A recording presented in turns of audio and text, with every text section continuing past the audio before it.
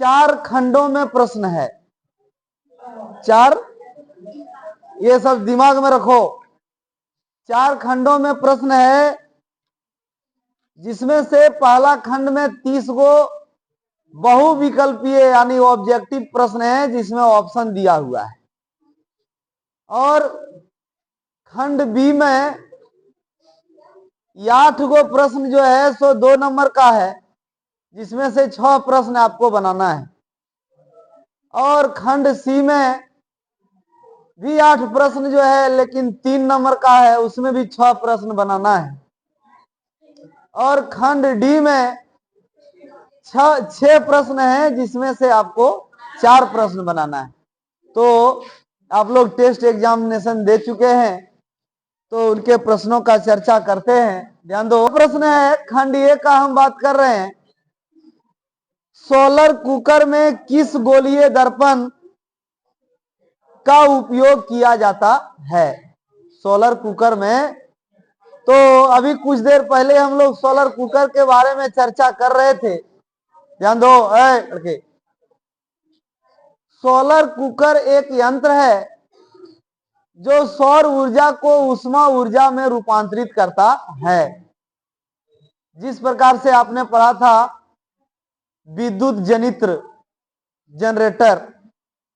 विद्युत जनित्र एक यंत्र है जो यांत्रिक ऊर्जा को विद्युत ऊर्जा में रूपांतरित करता है। यांत्रिक ऊर्जा को विद्युत ऊर्जा में रूपांतरित करता है। आप पढ़े थे विद्युत मोटर, वो भी एक यंत्र है जो यांत्रिक विद्युत ऊर्जा को यांत्रिक ऊर्जा में रूपांतरित करता है।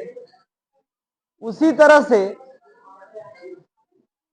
सोलर कुकर भी एक यंत्र है जो सौर ऊर्जा को विद्युत उष्मा ऊर्जा में रूपांतरित करता है, और आज उससे हम लोग भोजन बनाते हैं, है ना।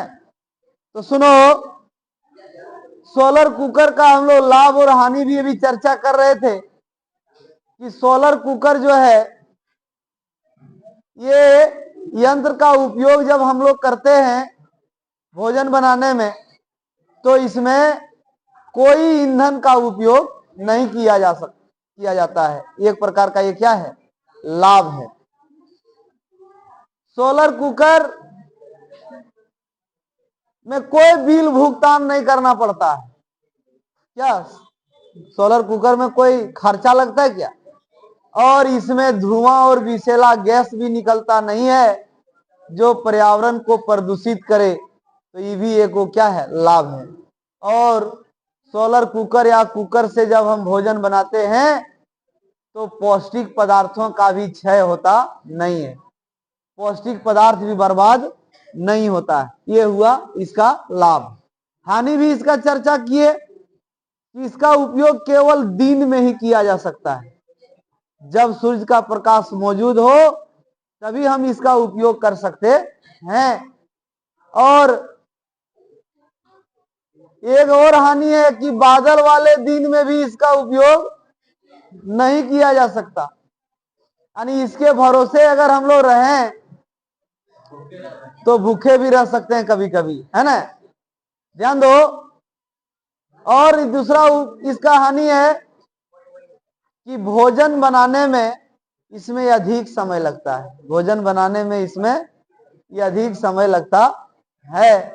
इसलिए तो सोलर कुकर, 2 प्रकार का सोलर कुकर होता है। एक बॉक्सनुमा सोलर कुकर, अरे ये अवतल परावर्तक, ज्यादा उपयोग है अवतल परावर्तक का, क्योंकि ये ज्यादा ऊष्मा का उत्पादन करता है, इसलिए इसमें अवतल दर्पण का उपयोग होगा, है ना। सोलर कुकर में किसका उपयोग होगा, अवतल दर्पण का उपयोग होता है। चलो, ये क्वेश्चन लिखा नहीं है और बताएगा लेंस की क्षमता और फोकस दूरी में क्या संबंध है। बताओ, क्या गप कर रहा है। सुनने की क्षमता रखो, नहीं कुछ पढ़ना है, सुनो, क्या लगल है। दूसरा क्वेश्चन है लेंस की क्षमता और उसकी फोकस दूरी में क्या संबंध है। बहुत अच्छा, ये चैप्टर को हम लोगों ने पढ़ा था ये हम लोग 2 चैप्टर में इसको पढ़ा है, एगो प्रकाश में भी पढ़ा है, एक मानव नेत्र में भी पढ़ा है। लेंस की क्षमता हम लोग पढ़े थे कि किसी भी लेंस में, चाहे वो उत्तल हो चाहे वो अवतल हो, उसमें प्रकाश किरणों को फैलाने की क्षमता है और प्रकाश किरणों को समेटने की क्षमता है। फैलाने की क्षमता को कहते हैं अपसारित करने की क्षमता है, और समेटने की क्षमता को कहते हैं अभिसारित करने की क्षमता है। तो इस क्षमता को हम लेंस की क्षमता कहते हैं, और ये लेंस के फोकस दूरी के व्युत्क्रम के बराबर होता है। फोकस दूरी के व्युत्क्रम के बराबर होता है, यानी लेंस की क्षमता बराबर, उसको हम लोग पी से सूचित करते हैं, और इसका एसआई मात्रक डायोप्टर है। पढ़े थे, डायोप्टर है। एक डायोप्टर उस लेंस की क्षमता है जिसकी फोकस दूरी 1 मीटर है, हम लोग ये भी पढ़े थे। और हम लोग पढ़े थे कि फोकस दूरी अगर मीटर में है तब लेंस की क्षमता डायोप्टर में है, और लेंस की क्षमता डायोप्टर में है तो फोकस दूरी मीटर में है। पीछे भी जब तैयारी हम लोग कर रहे थे तब भी इसका चर्चा हुआ था। तो P बराबर 1/f, IF बराबर 1/p, यही फोकस दूरी और लेंस की क्षमता में क्या है, संबंध है। यानी फोकस दूरी F बराबर 1/p और P बराबर 1/f, यही लेंस की क्षमता और फोकस दूरी में संबंध है। तीसरा प्रश्न है, नेत्र लेंस की फोकस दूरी में परिवर्तन किया जाता है किसके द्वारा? नेत्र लेंस की फोकस दूरी में परिवर्तन किसके द्वारा किया जाता है ना? ध्यान दो, आप जो लिखे हैं आप संतुष्टि कीजिए कि हम ये लिखे हैं कि नहीं लिखे हैं। अब नहीं लिखे हैं तो फिर वो तीर कमान से निकल गया है, वो वापस आने वाला। अब ये अगला परीक्षा का तैयारी करिए, है ना?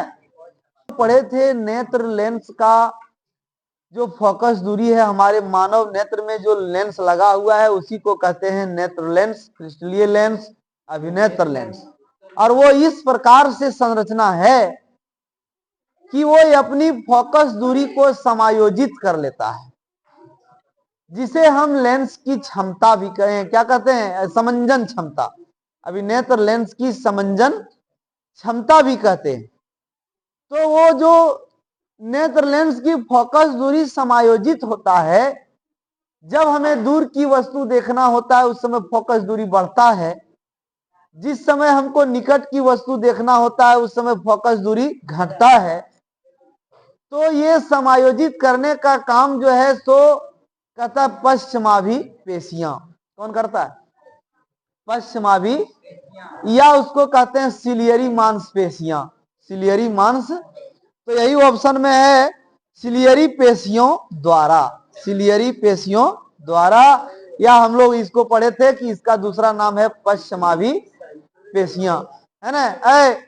पश्चिमाभि पेशियां जब सिकुड़ती है तो लेंस पतला होता है, और जब पश्चिमाभि पेशियां शिथिल हो जाती है तो लेंस मोटा होता है, जिससे फोकस दूरी घटती है और हम निकट की वस्तु को देख पाते हैं। और जब फोकस दूरी बढ़ता है तो हम दूर की वस्तु को देख पाते हैं। इस तरह से डिस्कशन करो। एक क्वेश्चन मान लीजिए ये मारे, दूसरा पहला का डी, तीसरा का सी, ये दिमाग में रखने से कोई फायदा होने वाला नहीं है। उसको समझो कि आंसर हुआ तो हुआ कैसे। चौथा नंबर क्वेश्चन है, निकट दृष्टि दोष को किस लेंस से दूर किया जाता है? ध्यान दो, हम लोग मानव नेत्र में दृष्टि दोष भी पढ़े हैं। मानव नेत्र में दृष्टि दोष, जिसको खराब लग रहा है जाओ घूरो उधर बाहर में, धंधा तापो, है ना? अब बोरिस भी नहीं है जो तापेगा। पहले ठंडा के दिन में बुजुर्ग अगर 1-2-4 को बचल होगा तो पूछना, बोरिस इतना प्रभावी था कि पौनाक भी जाता था। कहीं अगर पौनाक जाना है तो साथ में बोरिस भी जाना है, क्योंकि वहां मिलेगा नहीं मिलेगा, है ना? इसलिए साथे लेके जाते हैं, केवल वहां उसमें आग लगाने कहाँ बचेगा, ना कहाँ खोजेंगे, है ना। तो वो भी नहीं है जो तापेगा। तो अगर नहीं अच्छा लग रहा है बाहर घूरो, कुछ लड़का लोग नहीं आया है, नहीं आया है तो किस कौन ला रहा है उसको, कौन उसको बोल रहा है, तुम याग या गलती से जो तुमको बोला जा रहा है। सुनो, तो दृष्टि दोष, लाइन भटकाने का प्रयास नहीं करो। दृष्टि दोष हम लोग पढ़े थे कि जब कोई भी व्यक्ति अगर स्वच्छ क्या कहते हैं एकदम पूरा स्वस्थ है, आंख में कोई दोष, वो भी 25 से लेके अनंत के बीच वो देख सकता है।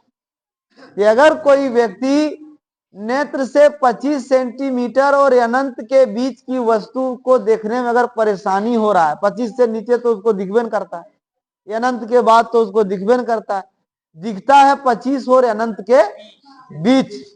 और वहां भी अगर उसको कहते हैं दृष्टि परिसर, भी उसको क्या कहते हैं दृष्टि परिसर, यानी आपको देखने का क्या रेंज है, 25 सेंटीमीटर से अनंत के, आंख से 25 सेंटीमीटर के निकट की वस्तु स्वस्थ व्यक्ति भी देख पाता, क्योंकि उससे और कम फोकस समायोजित होता नहीं है नेत्र लेंस का। तो अगर अनंत और 25 के बीच अगर देखने में आपको परेशानी हो रहा है, किसी व्यक्ति को परेशानी हो रहा है, तो हम समझते हैं कि वह व्यक्ति दृष्टि दोष से पीड़ित है। और ये कितने प्रकार का है, तो उसमें हम लोग पढ़े थे एगो निकट दृष्टि, कि जब व्यक्ति को निकट की वस्तुएं दिखाई देती है, जो दोष है वो ठीक है। निकट दृष्टि दोष में निकट की वस्तुएं साफ साफ दिखाई देती है, परंतु दूर की वस्तुएं साफ साफ दिखाई नहीं देती है। तो इस प्रकार के दोष को हम लोग ये भी पढ़े थे कि इसका कारण भी है, क्यों हो जाता है निकट दृष्टि दोष, है ना। तो वही समाधान पूछा है। हम लोग कारण पढ़े थे कि नेत्र गोलक का लंबा होना, जिससे प्रतिबिंब रेटिना के सामने बनता है। नेत्र गोलक का लंबा होना जिससे प्रतिबिंब रेटिना के सामने बनता है, और हम वही देख पाते हैं जो प्रतिबिंब रेटिना पर बनता है। और इसमें क्या हो जाता है कि नेत्र लेंस मोटा हो जाता है, जिससे फोकस दूरी घट जाता है, और निकटता दिखता है, दूर दिखता नहीं। और इसे उसका जो नेत्र रेटिना से जो पहले जो प्रतिबिंब बना है, उसको रेटिना तक पहुंचाने के लिए अवतल दर्पण का उपयोग किया जाता, अवतल लेंस का उपयोग किया जाता। हम लोग एक ट्रिक द्वारा भी इसको समझे थे, दूना, DUNA, दिमाग में रखने के लिए कि कंफ्यूजन ना हो, इसके लिए हम लोग एक ट्रिक दिए थे, क्या, दूना, DUN, D मतलब दूर दृष्टि दोष, U मतलब उत्तल लेंस, U से उत्तल लेंस, N मतलब निकट दृष्टि दोष, ये मतलब अवतल लेंस, यानी निकट दृष्टि दोष में अवतल लेंस और दूर दृष्टि दोष में उत्तल लेंस का उपयोग होता है। हम लोग वहां और भी बारीकी से फोटो बना के समझे थे। अभी हम ज्यादा से ज्यादा चर्चा कर रहे हैं ये शॉर्ट में। पांचवा क्वेश्चन था प्रतिरोध का एशियाई मात्रक क्या है, और हम लोग देख रहे हैं कि ये क्वेश्चन विद्युत का है। प्रतिरोध आ गया, इसका मतलब कहाँ का क्वेश्चन है, सब अभी फिजिक्स का क्वेश्चन चल रहा है। तो वहां हम लोग बहुत भौतिक राशि और उसका मात्रक देखे थे। शुरू वहां हम लोग देखे थे आवेश को Q द्वारा सूचित किया जाता है, उसका मात्रक कूलम है। विद्युत धारा को I द्वारा सूचित किया जाता है, उसका मात्रक एम्पियर है। एशियाई मात्रक, इंटरनेशनल सिस्टम ऑफ यूनिट, जो पूरा विश्व इसको मान रहा है। उसके बाद हम लोग वहां पढ़े थे प्रतिरोध, प्रतिरोध को R द्वारा सूचित किया जाता है, इसका एशियाई मात्रक ओम है। प्रतिरोधकता पढ़े थे, इसको RA द्वारा इसको भी सूचित करते हैं, रो द्वारा सूचित करते हैं। प्रतिरोधकता को किसके द्वारा सूचित करते हैं, और इसका एशियाई मात्रक ओम मीटर है, ओम। हम लोग पढ़े थे इसी में विद्युत शक्ति, जिसका एशियाई मात्रक वाट है। हम लोग ऊर्जा भी पढ़े थे इसमें, इसका एशियाई मात्रक जूल है। तो यहाँ प्रतिरोध है, एशियाई मात्रक पूछा है तो ओम है। अगला क्वेश्चन न्यूमेरिकल क्वेश्चन है इसको थोड़ा सा आपको दिखाना पड़ेगा। हम लोग बहुत सारे सूत्र भी बनाए हैं इस चैप्टर में। कहता है 6 वोल्ट की बैटरी, इसका मतलब विभवांतर भी बराबर दिया हुआ है 6 वोल्ट है। 6 वोल्ट की बैटरी मतलब विभवांतर कितना वोल्ट? प्रति कूलम, प्रति कूलम मतलब आवेश Q बराबर 1 कूलम, प्रति मतलब 1 प्रति कूलम। हर एक कूलम आवेश को कितनी ऊर्जा चाहिए, ऊर्जा निकालना है। ऊर्जा को हम लोग सूचित करते हैं किससे? एच से भी सूचित करते हैं ऊर्जा को, है ना। तो यहाँ हम ऊर्जा नहीं निकाल पाएंगे, हम यहाँ कार्य निकाल दे रहे हैं, क्योंकि कार्य और ऊर्जा बराबर होता है कि कोई भी व्यक्ति उतने ही कार्य कर पाता है जितना उसके पास ऊर्जा होता है। तो हम ऊर्जा यहाँ कार्य W निकाल दे रहे हैं। तो हम लोग सूत्र पढ़े थे विभवांतर V बराबर W/Q, कि एकांक आवेश को एक बिंदु से दूसरे बिंदु तक ले जाने में जो कार्य किया जाता है उसे हम विभवांतर कहते हैं। तो यहां से W निकालना है, तो W निकाल दीजिए। W को 1 से गुना करेंगे, W V गुने Q, तो V का मान 6 और Q का मान 1, यानी 6 जूल ही आया है। 2 कूलम अगर रहता पंडित जी, अगर 2 कूलम में आवेश रहता तो हो जाता 6 दूनी 12 जूल ऊर्जा लगता है ना। तो इसका 6 जूल जो है सो आंसर होगा। ध्यान दो, ये अगला क्वेश्चन विद्युत चुंबक से, देखो फिर भटक गई। यही बात होता है। सुनो, यदि जो व्यक्ति सफल होता है, गांव घर में चर्चा होता है कि कोई है जो उतना तेज नहीं था और वो सफल हो जाता है, वो अच्छा नौकरी प्राप्त कर लेता है, और कोई तेज है और वो नौकरी प्राप्त कर पाता नहीं है। इसका कारण यही है कि समय पर वो पढ़ता नहीं है। कमजोर है, उसको डर है हम कमजोर हैं, वो दिन रात लगा हुआ है। और तेज है तो वो जो है सो घमंड में अपना है, क्यों तो हम इस सब क्या पूछेंगे, हम तो का ये स्टॉप कर रहे हैं, है ना। हम तो हर क्लास में हम टॉप किए हैं, हमको क्या है। तो उस समय पर पढ़ता नहीं है, परीक्षा उसका खराब हो जाता है। आज जो लगल है दिन रात हम कमजोर है, एक सर्वे से पता चला कि ये एवरेज विद्यार्थी जो है वो ज्यादा सफल है, और तेज विद्यार्थी ज्यादा दिमाग लगा के बीच में भटक जाता है ना।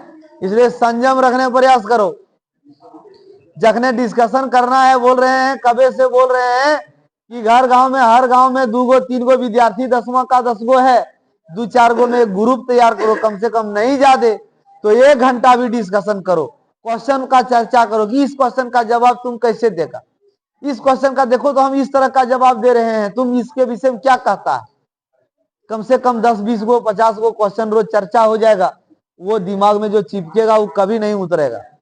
वो काम उस समय नहीं कर सकता, अभी जब बता रहे हैं तो ये अलगे धुन में लगा हुआ है। दांत खिसरेगा जो, सब हम जान रहे हैं, सबका माथा में लिखा हुआ है, 15 साल का एक्सपीरियंस है। तुम क्या सोच रहा है तो सब हम जान रहे हैं, है ना, सब हम जान रहे हैं। तुम कितना नंबर लाएगा वो हमको मालूम है, समझा ना, सब मालूम है। कल बताएंगे तो बेहोश हो जाएगा अभी ऐसे।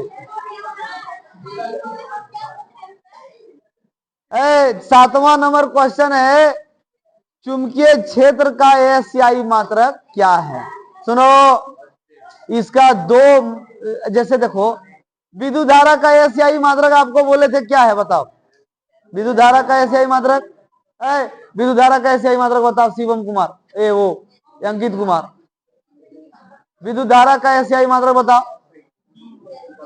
जानता है लेकिन होश में नहीं ना है, बेहोश में है। अभी चर्चा किए विद्युत धारा का एशियाई मात्रक है एम्पियर, क्या है, अरे एम्पियर नहीं कहे तब एम्पियर लगा, तुम लोग बीच में पूरा गप कर रहा है। विद्युत धारा का एशियाई मात्रक क्या है, बताओ बताओ। कुछ नहीं, ध्यान नहीं है, जना मुने कहेगा तो नहीं आएगा, अरे अगर भी गप करेगा। विद्युत धारा का एशियाई मात्रक क्या है, अरे एम्पियर नहीं कहेंगे तब क्या होगा, बताओ तुम लोग, तिवारी डी बताओ। कुछ नहीं। तो सुनो न कम से कम। अरे विद्युत धारा बराबर क्या बताओ? कूलोम प्रति सेकेंड। उसी तरह से चुंबकीय क्षेत्र का एशियाई मात्रक टेस्ला है। क्या है? और एक ऑप्शन यहां नहीं है। अगर टेस्ला नहीं कहें, सुनो, टेस्ला नहीं कहें तो उसका मात्रक होगा वेबर प्रति मीटर स्क्वायर, है ना? वेबर प्रति मीटर स्क्वायर। तो यहाँ आपका ऑप्शन में टेस्ला। सम्मान में रखा गया जिधर बल का मात्रक क्या है? न्यूटन। सुनो, तो गलती हो गया होगा बहुत लोग का। सुनो, ध्यान दो, इधर ध्यान दो, ये अगला परीक्षा नहीं गड़बड़ाए।